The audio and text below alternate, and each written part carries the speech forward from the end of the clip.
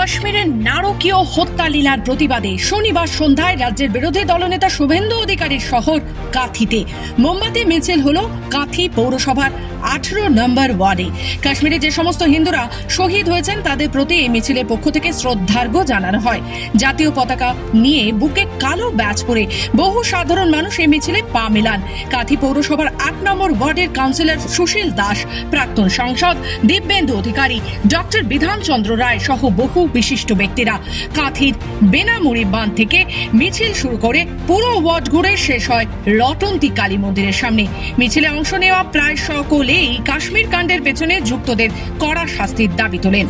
এটা বলার অবকাশ লাগে, আপনারা যারা সংবাদ মাধ্যমে আছেন বা ইলেকট্রিক চ্যানেলে, যে নির্মম ঘটনা কাশ্মীরে ঘটে গেছে তারই প্রতিবাদে আমরা মিছিল করব। সমাজের সমস্ত স্তরের মানুষ, ডাক্তার, শিক্ষক, সাধারণ খেটে খাওয়া মানুষ থেকে শুরু করে আমরা সবাই এর প্রতিবাদে, বিশেষ করে আমাদের সনাতনী যে হিন্দুরা তাদের যেভাবে প্রাণ দিতে হয়ে তার বিনিময়ে আমাদের তো আর দেয়ার নেই।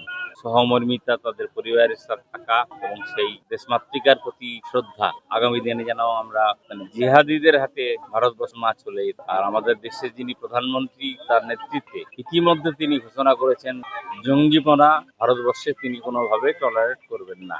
এই জন্য আমাদের প্রত্যেকটা ভারতবাসীকে এখন বুঝতে হবে যে আমরা আমাদের মাকে সুরক্ষিত রাখতে পারবো। এখানে টেরোরিস্টের কোনো কথা নেই, এখানে হয়েছে হিন্দু নিধন। এখন টেরোরিস্টদের মধ্যেও ভাগ হয়ে গেছে যে ওদের মধ্যেও এখন ক্যাটাগরিক্যালি হয়ে গেছে যে ওরা মোহামেডান, ওরা খ্রিস্টান, ওরা বুদ্ধিস্ট, এইভাবে হত্যা করা হয়েছে। এটা যদি আমরা এখনো গর্জে না উঠি, অদূর ভবিষ্যতে আমাদের সন্তান সন্ততি ওরা কিন্তু আর সুরক্ষিত থাকবে। শুধু আমরা নয়, আমাদের এই ওয়ার্ড নয়, সর্বত্র এই মিছিল চলছে। আমাদের পাওয়ালগাঁয়ে, কাশ্মীরে পাওয়ালগাঁয়ে যে হিন্দুদের বেছে বেছে যেভাবে হত্যা করা হয়েছে সেটা সমস্ত মিডিয়া আপনারা দেখিয়েছেন। যে এমনকি যারা হিন্দু বলে তার প্যান্ট খুলে দেখা হচ্ছে ও হিন্দু না মুসলিম। আমাদের সেখানে প্রশ্ন যে তাহলে কি বেছে বেছে হিন্দু নিধন করা হচ্ছে? সেই জন্য আমরা সনাতনীরা রাস্তায় নামতে বা সাধারণ মানুষের রাস্তায় নেমেছি। এটা কোনো দলমত নির্বিশেষে আমরা নেমেছি যে সমস্ত হিন্দু সমস্ত বিভেদ ভুলে আমাদের যদি ভাই ভাই একত্রিত হই, আগামী দিনে খুব কঠিন পরিস্থিতি আসছে পশ্চিমবাংলার জন্য। পূর্ব মেদিনীপুর থেকে রাজীব নন্দীর রিপোর্ট, খবর বাংলা।